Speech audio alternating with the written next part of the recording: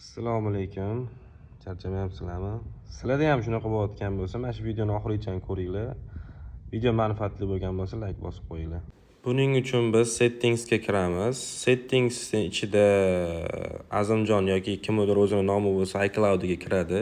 iCloud'ning tagida mana subscription bo'limi bor.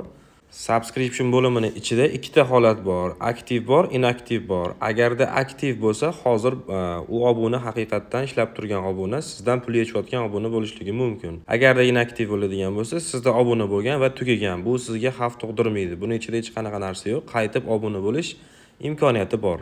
Agarda aktiv obunaning ichiga kiradigan bo'lsak, ya'ni aktiv obuna qaysidir dasturni sotib olgan bo'lsanglar yoki nimadir sotib olgan bo'lsanglar, sizlarda aktiv turgan bo'lsa, xuddi shunaqa holat turgan bo'ladi va bu joyda cancel subscription yoki отменить подпискani deganini bosadigan bo'lsanglar, sizlardan obunani bekor qilishni so'raydi. Bu yerda yana bitta case bor. Bizda payment shipping degan joy bor. U joyda biza o'zimizni ulab qo'ygan Visa kartamiz bor. O'sha ulab qo'ygan Visa kartamizni ham agarda kerak emas bo'ladigan bo'lsa, o'chirib tashlaydigan bo'lsak, bizdan Apple qaytib pul yecha olmaydi.